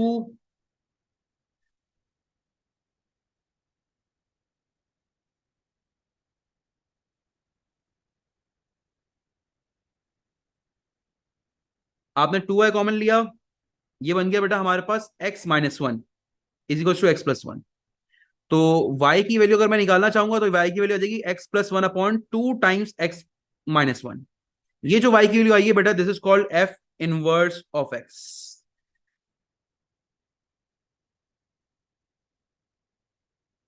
ठीक है जी, ये हमारे पास बेटा आ जाएगा f इनवर्स ऑफ x। आपने x की जगह y पुट करना है और y की जगह x पुट करना है। अच्छा, फिर कह रहे हैं f g of f inverse of 3 निकालें। ये देखो यहां पर f inverse of 3, g of f inverse of 3 निकालें। तो पहले f इनवर्स ऑफ 3 निकाल लेते हैं हम लोग। ये देखो x की जगह 3 और फिर x की जगह 3, यहां पर देख रहे हो, यहां पर x की जगह 3, x की जगह 3 पुट कर दें। तो जगह 4/3 - 1 2 to the 4, और ये 1 ही हो गया। और फिर जो इसका आउटपुट आ रहा है वो g वाले फंक्शन में पुट कर दें। g वाला फंक्शन बेटा हमारे पास है x² + 4। तो आपने x की जगह 1 पुट कर लिया। ये जो 1 वैल्यू आई है किसकी है, ये f इनवर्स ऑफ 3 की है। तो इसका आउटपुट आप g ऑफ x में पुट कर दें, 1 का स्क्वायर + 4। तो ये हमारे पास बेटा आंसर के आ जाएगा 5। This is your final answer. f inverse of 3 की वैल्यू 1 है, तो इसने बोला हुआ ना g के अंदर f इनवर्स ऑफ 3 की वैल्यू डालें। तो g के अंदर f इनवर्स ऑफ 3 की वैल्यू डाली, विच इज 1, 1 का स्क्वायर 1, 1 + 4 5 हो गया हमारे पास आंसर। ठीक है जी, आगे बढ़ते हैं।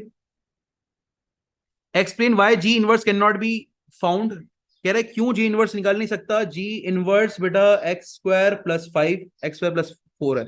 ठीक है ना, तो ये क्वाड्रेटिक फंक्शन है। क्वाड्रेटिक फंक्शन कुछ यूं है,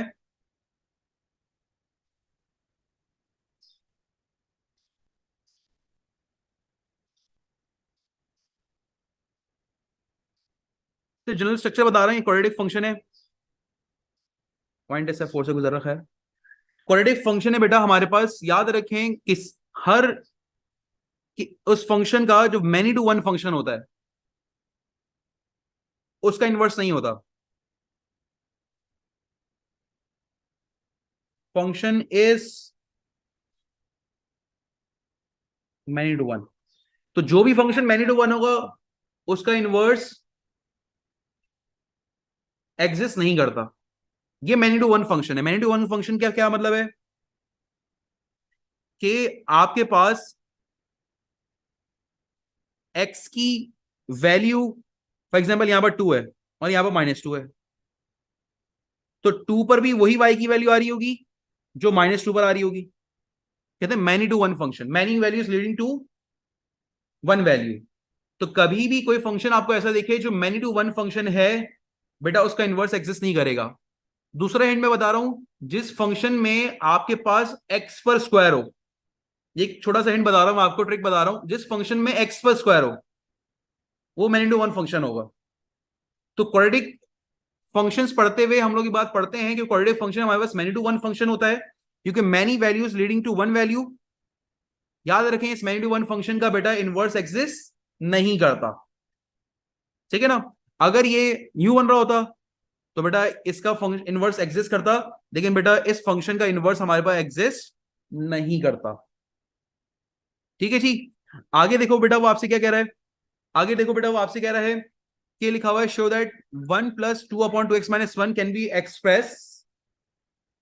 एक्सप्रेस एस 2x + 1/2x - 1। कह रहा है इसको एक्सप्रेस करके दिखा दें इस तरह, शो दैट, कह रहा है इस फॉर्म में एक्सप्रेस करके दिखा दें। मैंने ठीक है बस एलसीएम तो लेना है और क्या काम करना है। मैंने एलसीएम लिया 2x - 1, ये 1 से 2x - 1 मल्टीप्लाई हो गया, ये +2 हो गया, और बेटा ये सिंप्लीफाई करने के बाद हो गया 2 -1 + 2 कितना हो गया 1, ये सिंप्लीफाई होकर ये वैल्यू आ गई। सही है ना, हमने इसमें एक्सप्रेस कर दिया। उसके बाद देखो बेटा वो आपसे कह रहा है हेंस, हेंस मतलब पिछले पार्ट से लिंक है, find the area of the triangle enclosed by the tangent to the curve y = fx at the point where x = 1 and the x and the y axis. अच्छा, कह रहा है आपके पास यहां पर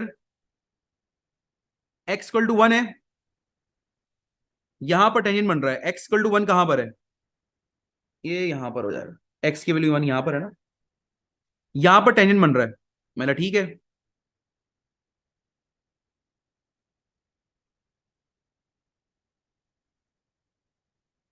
देखो ये आगे जाकर y एक्सिस से भी इंटरसेप्ट बना रहा है और x एक्सिस से भी इंटरसेप्ट बना रहा है, y एक्सिस से भी बना रहा है और x एक्सिस से भी बना रहा है। x एक्सिस पे यहां पर बना रहा है, y एक्सिस से यहां पर बना रहा है।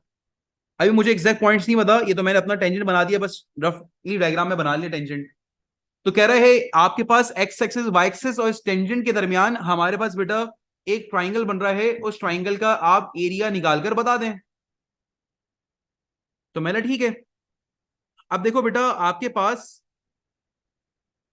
यहां पर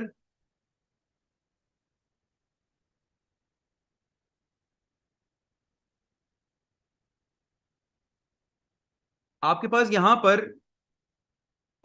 सबसे पहले हम टेंजेंट की इक्वेशन निकालेंगे। टेंजेंट की इक्वेशन कैसे ना निकालेंगे बेटा, टेंजेंट का ग्रेडियंट निकालें। हमारे पास देखो इजी वे ये है कि ये वाला फंक्शन लिखो, ये वाला फंक्शन लिखो, बात एक ही है। मैंने लेफ्ट हैंड साइड वाला फंक्शन लिखा 1 + 2/2x - 1 और मैंने इसका डिफरेंशियल लिया। तो 1 का डिफरेंशियल लेने के लिए 1 तो एज इट इज रहा, अभी मैं 1 को एज इट इज रहने दे रहा हूं, अभी डिफरेंशियल नहीं लिया मैंने, 2x - 1 की पावर -1 कर दी मैंने।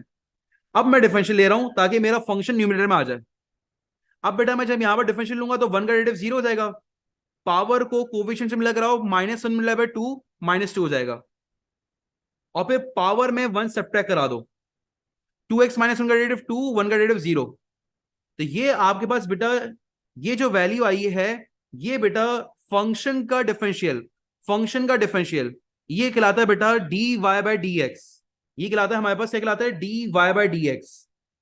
ठीक है ना, ये हमारे पास y की वैल्यू थी, अगर मैं इसको थोड़ा सा, ये y की वैल्यू थी, मैंने इसका डिफरेंशियल लिया, मैंने इसका क्या लिया है, डिफरेंशियल लिया है।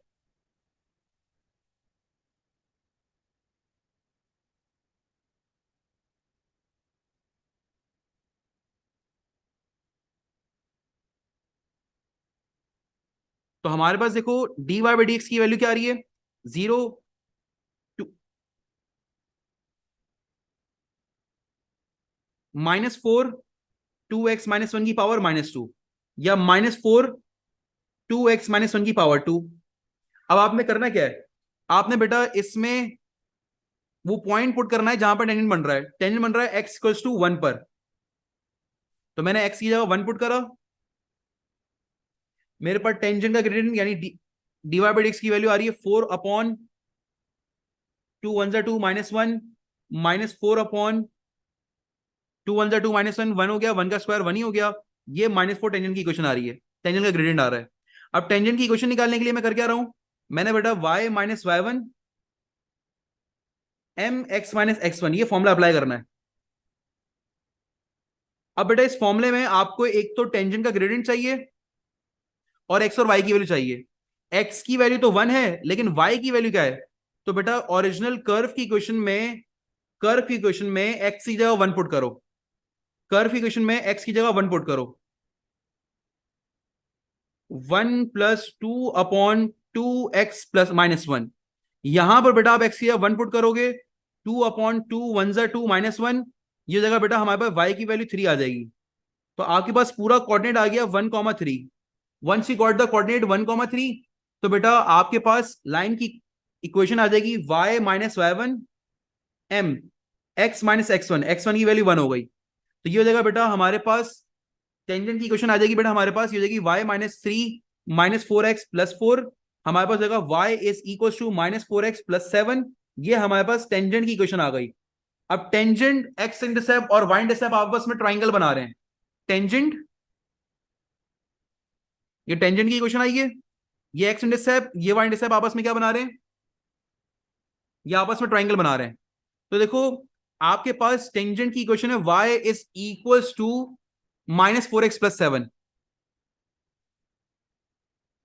मैं यहां पर क्योंकि वर्किंग तरह से दिखा रहा हूं, टेंजेंट की इक्वेशन है y इक्वल्स टू -4x + 7। अब देखो मैं x की जगह 0 तो पुट करूंगा ना, तो y की वैल्यू 7 आ जाएगी, यानी ये पॉइंट आ जाएगा 0,7। मैं y की जगह 0 पुट करूंगा,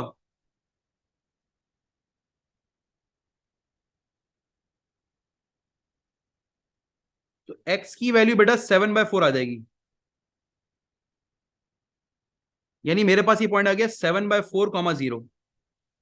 अब आपको मैं, ये पॉइंट आ जाएगा 7/4,0, 7/4,0, ये वाला पॉइंट है, ये एग्जैक्ट 2 नहीं है, ये 7/4,0 है। अब आप ट्राइंगल को अगर गौर से देखो, तो बेटा आपके पास यहां पर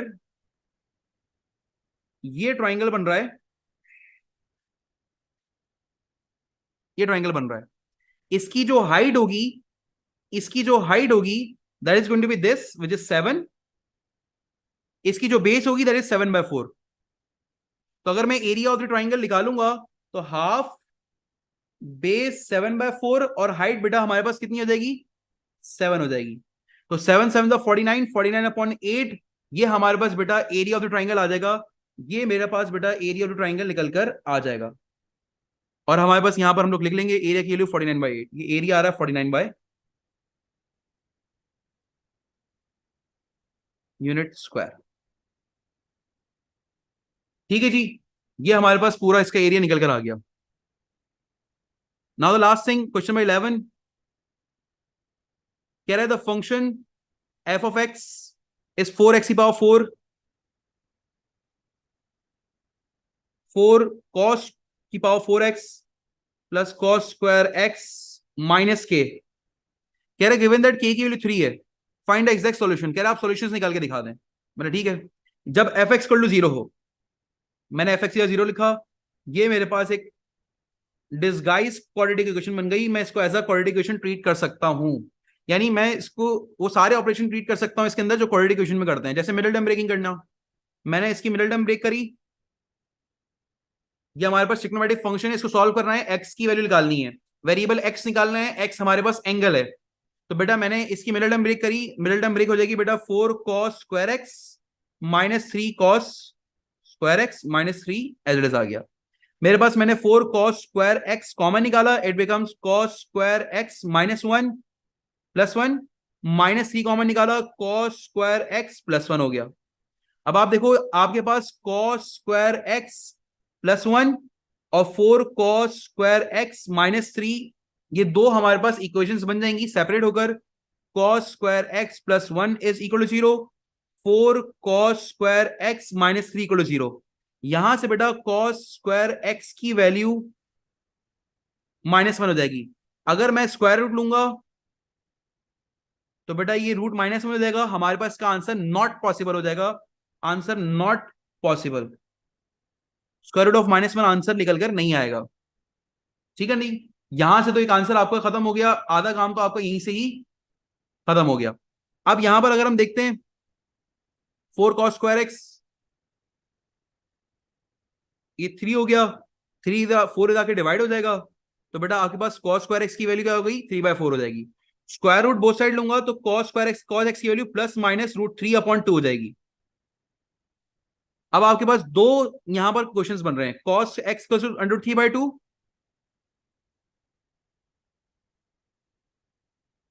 और कॉस एक्स -√3/2।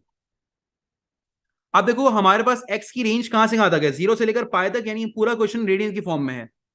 तो देखो रेंज, एक्स की रेंज है 0 से लेकर 2 पाई तक, यानी 0 से लेकर 360। हमने सबसे पहले 0 से लेकर 360 यानी 0 से लेकर 2 पाई तक क्वाड्रेंट डिसाइड करना है कहां पर कॉस पॉजिटिव होता है। तो मैंने बोला भाई कॉस पॉजिटिव हो गया फर्स्ट में और फोर्थ में, और यहां पर बेटा कॉस नेगेटिव कहां होता है हमें ये डिसाइड करना है।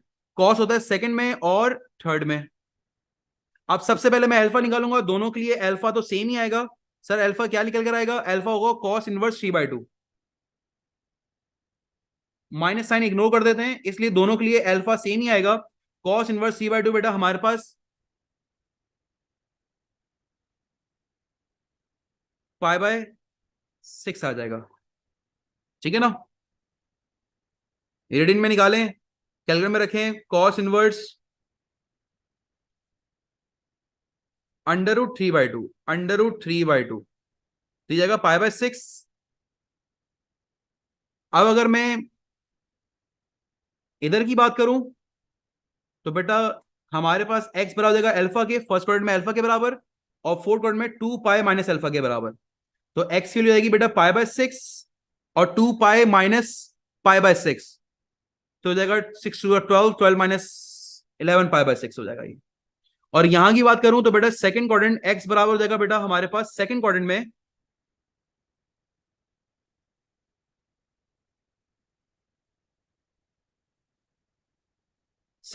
हो जाता है पाई प्लस अल्फा, और थर्ड क्वाड्रेंट में होता है pi minus alpha. Sorry, third में होता है पाई प्लस अल्फा, सेकंड में होता है पाई माइनस अल्फा। तो π - π/6, π - π/6 करेंगे, आंसर आएगा 5 π/6, और पाई प्लस π/6 करेंगे 7 π/6।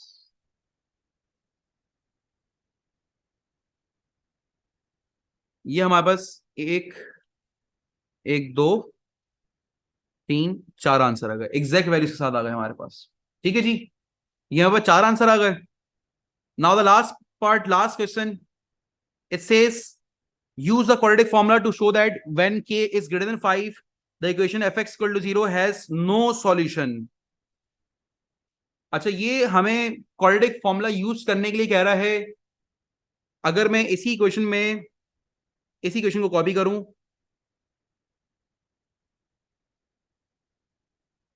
और जब मैं इस पर क्वाड्रेटिक फॉर्मूला अप्लाई करूंगा ना, तो आप देखिएगा क्वाड्रेटिक फॉर्मूला अप्लाई किस तरह हो रहा है। पहले तो आप यूज द क्वाड्रेटिक फॉर्मूला बोला हुआ है, तो मैंने इसी क्वेश्चन को कॉपी करा। तो क्वाड्रेटिक फॉर्मूले में जहां पर यहाँ पर एक्स इक्वल टू आता था ना, अब यहाँ पर कॉस स्क्वायर आएगा, कॉस स्क्वायर एक्स। जो यहाँ पर बेटा लोएस्ट टर्म वेरिएबल होता है ना, वो आता है यहाँ पर। कॉस स्क्वायर एक्स आया, minus B plus minus under B square -4ac/2 है। ये हमने क्वाड्रेटिक फॉर्मूला लगाया। तो यहां पर बेटा ए की वैल्यू 4 हो जाएगी, बी की वैल्यू 1 और सी की वैल्यू k हो जाएगी। तो ये देगा -b -1 हो गया, प्लस माइनस बी का स्क्वायर 1 का स्क्वायर, ए की वैल्यू 1, ए की वैल्यू 4, सी की वैल्यू बेटा हमारे पास कितनी हो जाएगी, k हो जाएगी, -k हो जाएगी।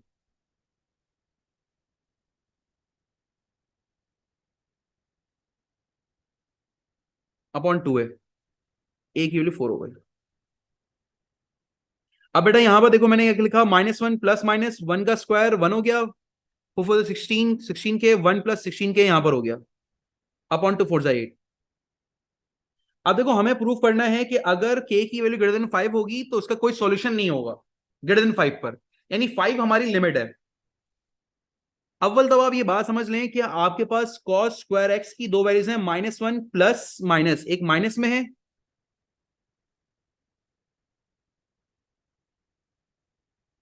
अपॉन 8। ठीक है जी। अगर तो बेटा आपके पास, मैं ये बात को समझाऊं आपको कि आपके पास k की वैल्यू की जो लिमिट है ना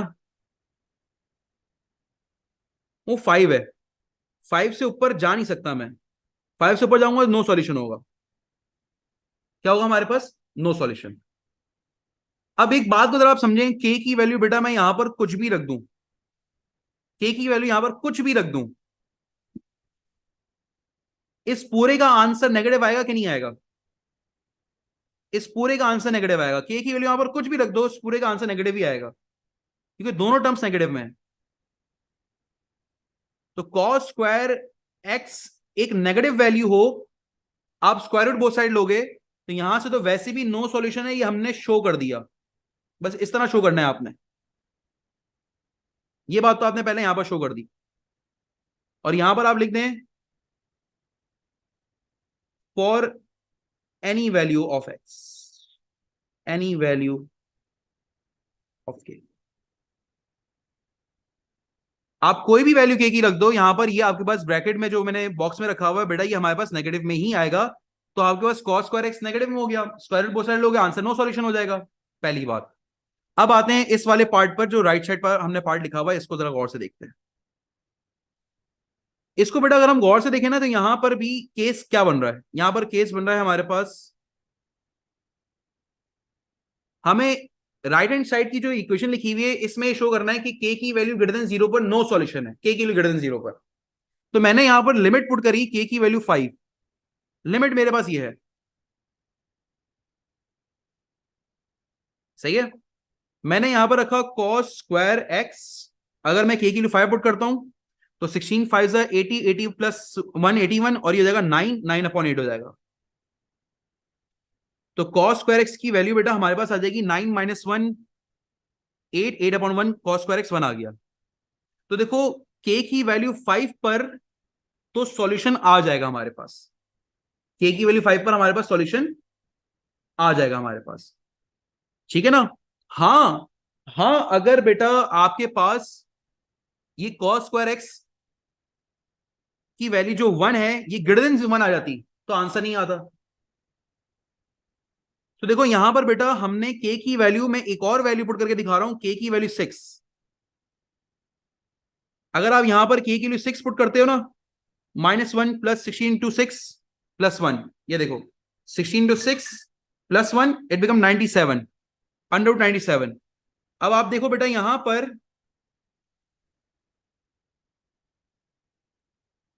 -1 प्लस अंडर रूट 97 अपॉन 8, इससे आंसर आ रहा है 1.106 cos स्क्वायर एक्स की value, which is greater than 0, which is greater than 1। तो यहां पर बेटा फिर नो सॉल्यूशन एग्जिस्ट करेगा। तो हमने ये बात यहां पर मेंशन करवा दी, हमने कंक्लूड करवा दी कि 5 इज द मैक्सिमम लिमिट, जिससे हमारे पास cos स्क्वायर एक्स की वैल्यू 1 आ रही है तो हमारे पास सॉल्यूशन एग्जिस्ट करेगा। लेकिन जैसे ही बेटा मैं k की वैल्यू ग्रेटर देन 5 पुट करूंगा, एक वैल्यू मैंने पुट करके भी दिखा दी, k की वैल्यू ग्रेटर देन 5 पुट करूंगा तो बेटा हमारे पास आंसर किस तरह आएगा, cos स्क्वायर एक्स 1 से बड़ा आएगा, विच इज 1 से बड़ा आएगा, जिसकी वजह से cos एक्स की वैल्यू निकलकर नहीं आएगी और ये कोई सॉल्यूशन एग्जिस्ट नहीं करेगा। तो हमने ये बात कंक्लूड कर ली कि हमारे पास एक तो यहां पर भी नो सॉल्यूशन आएगा, और जब k की वैल्यू ग्रेटर देन 0 रखी जाएगी, ग्रेटर देन 5 रखी जाएगी, तब भी बेटा हमारे पास नो सॉल्यूशन एग्जिस्ट करेगा, कोई सॉल्यूशन एग्जिस्ट नहीं करेगा, नो सॉल्यूशन होगा। तो ये बात हमें यहां पर प्रूफ करनी थी। 5 इज द लिमिट, हमने 5 पर लिमिट दिखा दी 1 है, उसके बाद हमने ग्रेटर देन 0, ग्रेटर देन 5 रखकर बेटा दिखा दिया कि हमारे पास cos square x greater than 1 आ रहा है, तो यहां से आंसर निकलकर नहीं आएगा। सर सही सही। यहाँ और सर वो, यहाँ पर बस मैं ये देखो, यहाँ पर बस ये चीज देख लो कि कॉस स्क्वायर एक्स हमारे पास 1 आ रहा है ना। जी सर। अगर मैं स्क्वायर रूट लेता हूं तो यहाँ पर कॉस एक्स की वैल्यू +-1 बनेगी। तो देखो यहाँ पर तो आंसर आ सकता है, मैं इसके लिए मना नहीं कर रहा। जी लेकिन जब वैल्यू मैंने के से >5 पुट करी ना ये वैल्यू, तो देखो हमारे पास आंसर कितना आ रहा जी। है, 1.106, ये 10। >1 आ रहा है। इसका स्क्वायर रूट लूंगा तो आंसर हमारे पास क्या आने लगेगा, >1 ही आएगा। अगर आप इसका भी स्क्वायर रूट लो ना, तो 1 पॉइंट, मैं इसका भी स्क्वायर रूट लेकर आपको दिखा देता हूँ, ±1.105 जी आ। सर, 1.05 आ रहा है। तो ये >1 है हमारे पास, हम्म। तो हमारे पास सॉल्यूशन एग्जिस्ट नहीं करेगा। तो आप ये बहुत डिटेल में इस बात को लिख देंगे तो आपके पास वो कंक्लूड कर लेगा कि हाँ बच्चे को ये बात पता है और हमारे पास के लिए >5 पे आंसर नहीं निकल कर आ रहा।